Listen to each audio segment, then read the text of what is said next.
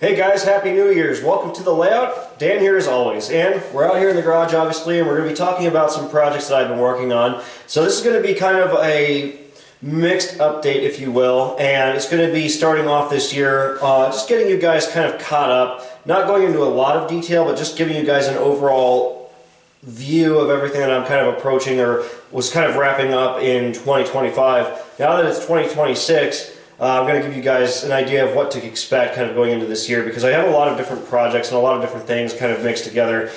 With my job cycle, it's been super busy going into Christmas, and now that we're getting out of the holidays, things are settling down a little bit, so I'm hoping to dedicate a little bit more time to some projects out here, because I need to get some more stuff wrapped up with the layout, and we'll talk about that here in a second. But in terms of projects, I've been really busy working on models again, and working on flat cars, which we'll look at inside. And I've also been just accumulating a large number of tank cars that I've been working on, and some I've been selling off. So I have tank cars we've got to talk about later on at some point. Hopefully I can try to get these out here and get them set up. And then obviously we got to work on the module a little bit. Now, a quick update on the module itself. We're still waiting on a backdrop. I still got to order that, but again, I was just kind of trying to get my finances in order on some other things before I went ahead and ordered that, because it's still going to be pretty expensive to get a backdrop for this thing. But other than that, as soon as we get a backdrop installed, we'll be able to finish this up. But I've got the structures video pretty much filmed, and it's in final stages of, I got to do some voiceover work, I think, and things like that. So I'm going to hope to have that uploaded hopefully the next couple of weeks. Either it'll be 2 parts or 1 whole video, but I'm thinking more like 2 parts at this point, because I don't want my videos to be super long. Obviously, not a lot of us have all the time in the world to sit there on YouTube all day and watch a 30-minute video, so I'm trying to make it a little bit more bite-sized, chunk-friendly videos where people can watch it, and in 10 minutes they have the whole scoop. So, like I said, we'll see if I can decide what to do with that video, but all this is coming along, honestly, pretty nice, so that's all pretty much going according to plan. Now out here on the layout itself, I'm taking on some more projects. I'm working on getting some steering features finished up, and I'm working on doing some track work and things like that, as you'll see. So I'll go ahead and show you guys what I'm working on over here at the layout and get you guys kicked off. Okay, so on the layout here, I've been doing some plywood work over here. I had to do some leveling and readjusting to this module because it was starting to raise up a little bit. What happened was, I think when I was working down here on some wiring, the module got bumped and dislodged, and so it started to kind of fail here at the joint. So I had to reinforce all this at this joint, but of course that meant that the track work got affected, because now this joint here started to raise up, and the track was actually starting to disconnect right here, right here, right here on this module. And so I had to go ahead and just rip all that up. So as you can see, I've removed the structure and some of the scenery, and I went ahead and removed the road bed and cut out a new section of track and laid in the new track to adjust and fix this joint. So it's all back to nice and level, even track work. So this will be super smooth going through. And while I was at it, I decided to rip out that old switch and replace it with a proper Y turnout, because the original switch I had in here was not the correct type of turnout. It was rather a left-hand curved switch, which is not accurate for this scene. The real switch was a Y turnout, so I had to go ahead and just change all that around a little bit. So as you can see, I've replaced that switch with a Y turnout now, but just one of those things that's kind of a blessing in disguise, because it's always bothered me the fact that I didn't get that switch right. So now that I'm doing the track work in here, I can install the correct switch and get this right and have it 100% what I need it to be.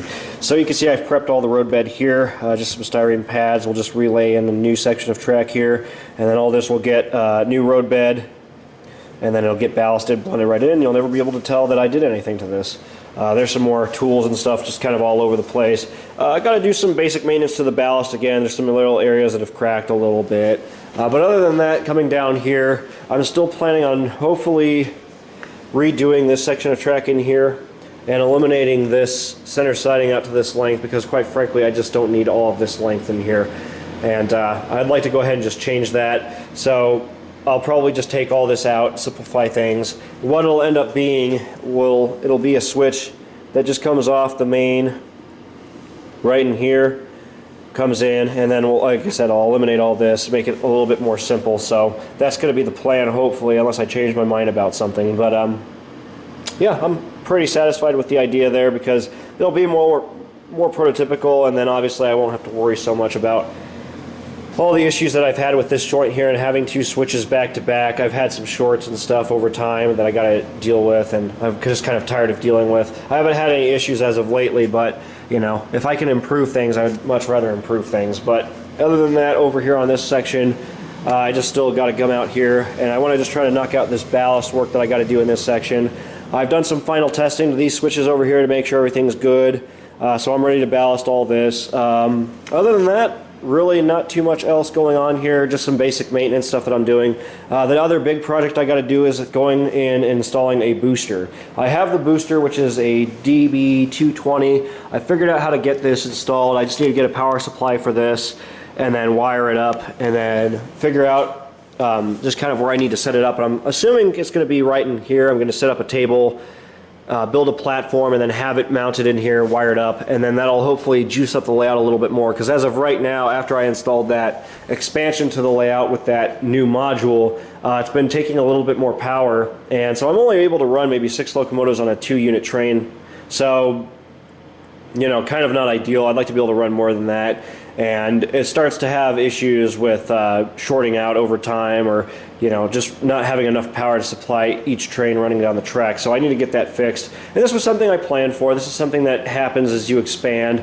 You need more power. So fortunately I have the booster there, and that's going to be another big project that I'm going to have to get onto out here, is getting that installed hopefully pretty soon. So I'm going to wrap things up here by showing you guys what I've really been focusing on this end of the year and going into this year is flat cars. And I've been working on these bulkhead flat cars. This is 3 that I actually had in storage. And I went ahead and got them done.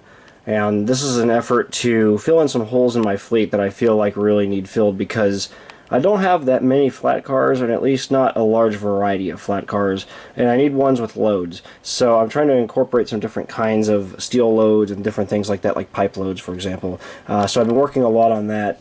The first one here was a good effort at trying to make one of the, I think the G86 or whatever these Trenton Works bulkhead flat cars, or actually no, this is not a Trenton Works, excuse me.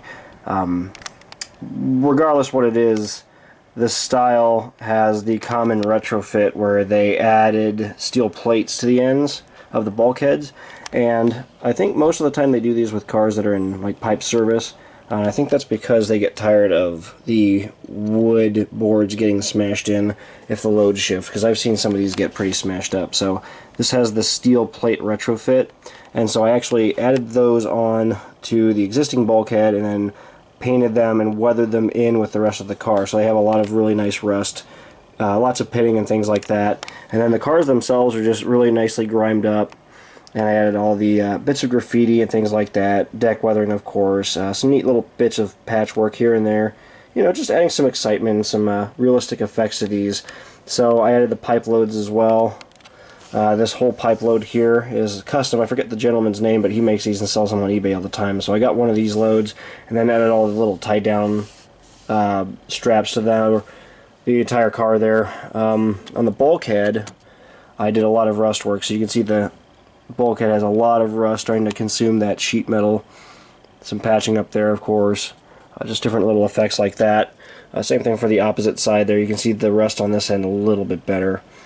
And then this side, a little bit more minimalistic on the graffiti, but there's still some graffiti there to give you an idea of the kind of weathering that you see on a car like this. So just very nicely weathered up, really nice deterioration of that bulkhead end plate. And again, I think the load just looks spectacular on this. It looks really, really nice. Really like that. There you can see all the tag work. All that is really nice. And then again, just a nice look at the detail with that pipe load. I think that looks really cool. The second car here was one of the Atlas, or not Atlas, but Exact Rail Trenton Works cars. And this one you might recognize from the bulkhead flat car deck weathering tutorial. I weathered this one, and it turned out really good, but it's honestly a shame that it got covered up with the load, but I needed this car to be loaded. So same kind of deal as in with this one. I added the steel retrofitted plate to this car and then just beat it up and weathered it in with the rest of the car. So I did some light weathering to this, just try to keep it kind of the basic type of weathering that you see on this, with lots of rust streaking coming down from certain points like stake pockets, just little areas where grime's going to gather there. It's got the repatched TTX logo, and then all of the underbody grime and weathering. Bulkheads are pretty pitted up, as you can see. Lots of grime on the top of the bulkhead. And then this side here is relatively the same thing, more or less. As you can see, just a lot of really cool weathering effects to create the variation that you see there and all of the rust and all the detailing. Real nice. And then the load is also custom. This gentleman who did this also does the pipe loads, and again his loads are just phenomenal. So this is like a steel plate load, and it's just starting to rust, as you can see. Really sweet. And again, just with the weathering on this car, the load, and then that really sweet deck work, I think that this car is fantastic, honestly.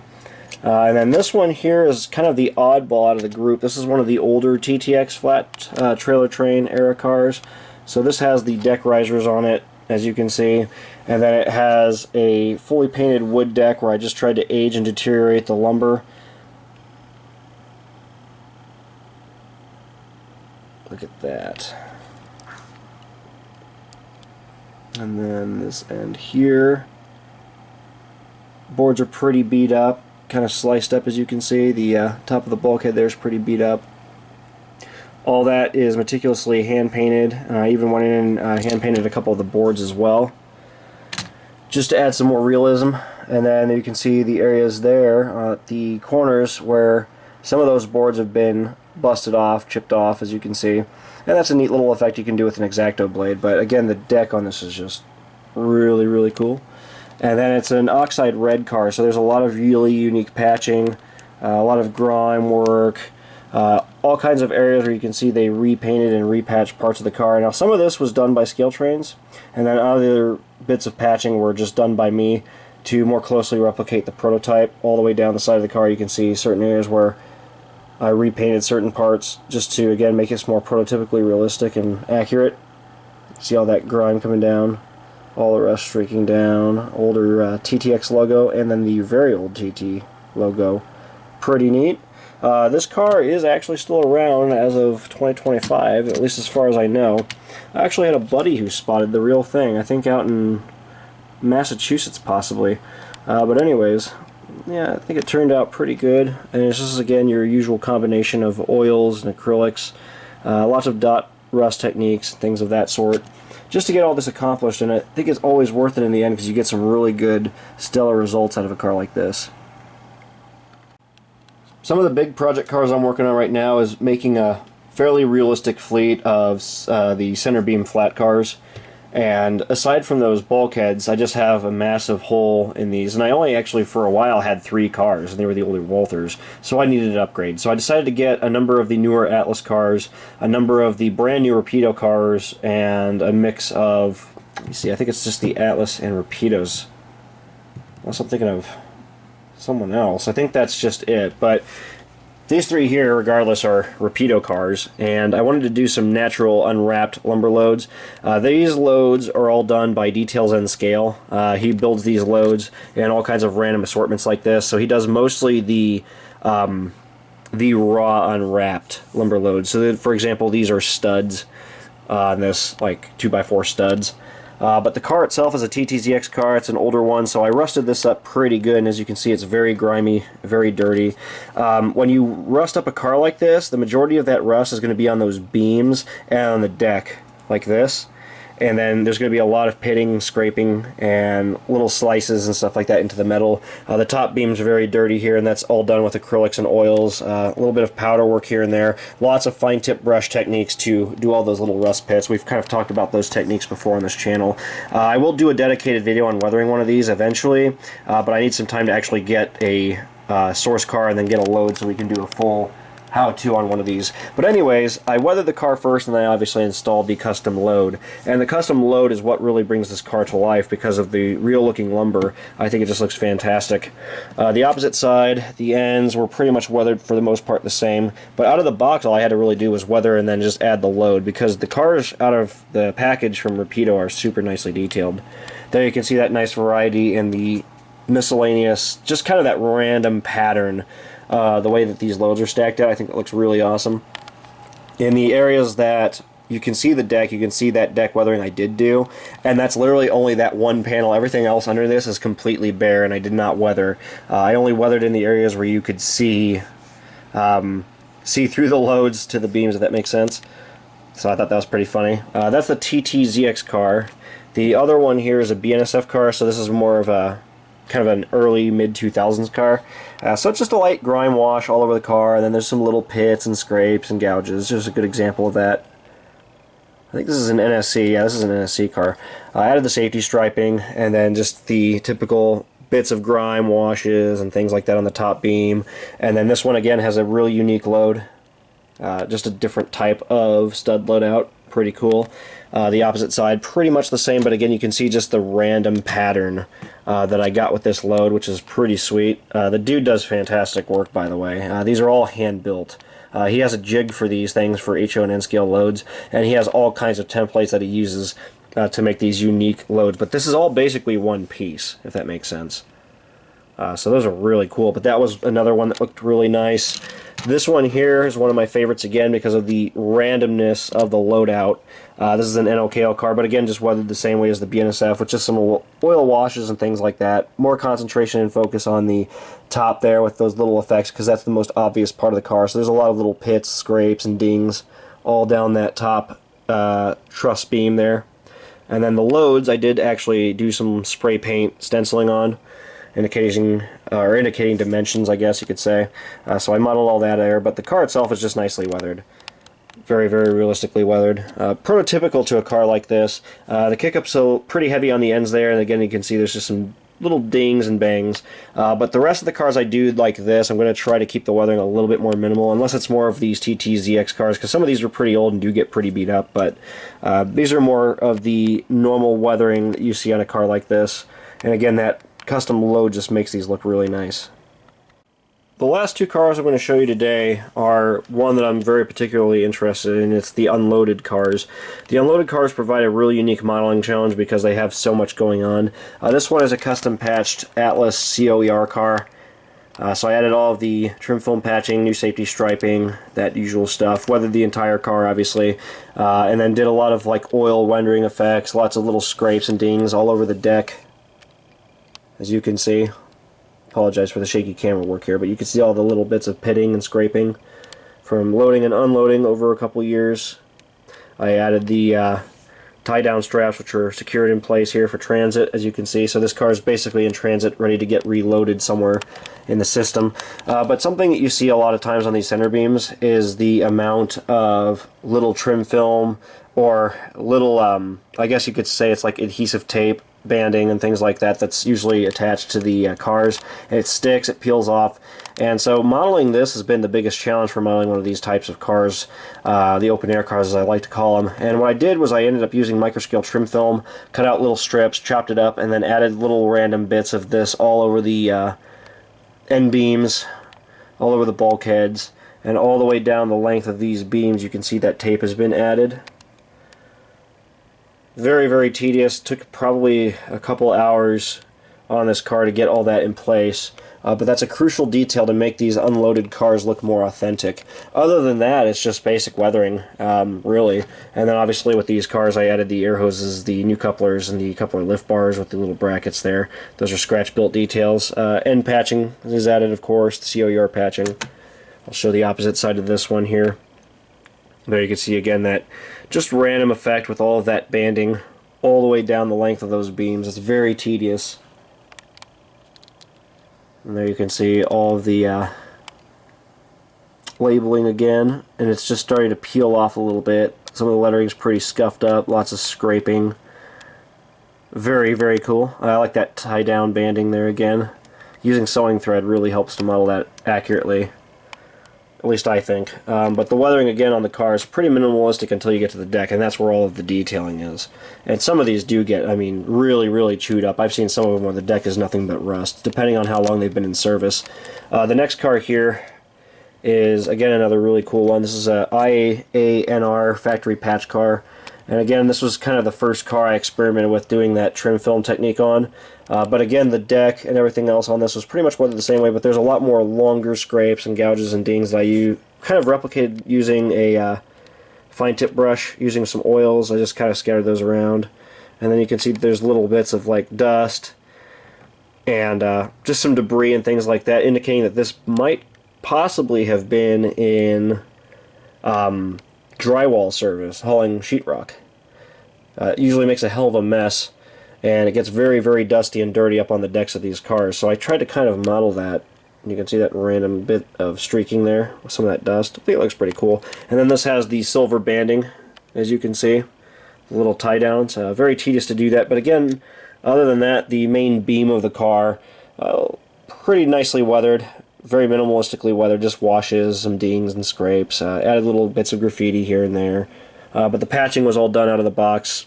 Didn't have to do anything there. Add the couple of lift bars and air hoses, the new couplers, of course, and then this side here again, the tie down straps, the banding. All of the little scrapes and individual dings and pits is very, very cool. I really like that effect there. It takes time to do that, but I'm telling you, man, it looks good when you do it right. So this is a good example of the cars that I'm trying to kind of do, and it's really an example of my level of detail I'm trying to put into cars like this right now, because I don't want to half-ass these. I want these to look as prototypical and realistic as possible. Otherwise, I don't want to spend the time doing them, because if I'm going to do them, I'm going to do them right. And unfortunately, that means spending the hours of having to replicate all of that banding, all of the tie-down straps, all of the new prototypical details, and that's just part of it. But you know, you can get it done, and you can build a relatively modest fleet of these cars relatively quickly. So the next center beams that we'll show, obviously, will be the loaded cars. We'll talk about those in a proper update, but this gives you a good idea of what I've been working on as of lately. So just stuff like this, and then I do have some other random projects I'm working on. I got another center beam I'm starting over there. HLCX unit, that's not mine, that's actually for a friend of mine, that Hopper. And then I got a number of center beams and other cars I'm working on up there. Kind of the usual mix of just different projects. And then I got a lot of other cars I'm working on. Here's a pile of loads, like gypsum loads, wood loads. There's some loads from the lumber guy, Columbus Trainmaster. He does lots and lots of really cool loads, lots of varieties of loads and wraps. I currently got another order placed with him to get some Canfor and Sierra Pacific loads. And then there's another center beam that I'm working on. It's a rarer patch scheme Furex car. I think this one will be in lumber service is what I decided, but for the most part right now, it's got the couple of lift bars installed, the new air hoses. I'm not going to take this out right now, but I also have a scrap car that I've been building, and this one is going to be featured in a how-to video later on. I'm just kind of filming this in sections as I get time. This is sort of a as a time allows kind of project. But obviously I have a lot more going on. A lot of other things have to take priority, but that's just something you guys can maybe keep out for later on. But anyways, guys, I want to go ahead and wrap things up here because this video is starting to get a little long. But again, I just want to give you guys the little variety of things that I'm just starting off with this year and things you guys can expect to see the rest of this year in terms of projects. But I want to thank you guys again going into this year for all of the positive feedbacks, great support, and all of the kind comments. I always appreciate it, guys. So subscribe here on YouTube for any newcomers who like this content. Be sure to subscribe here and follow me for future content as it comes out. I got lots of videos planned. And again, thank you for watching, guys. I'll see you in the next video. Take care. Have a good one. Dan out.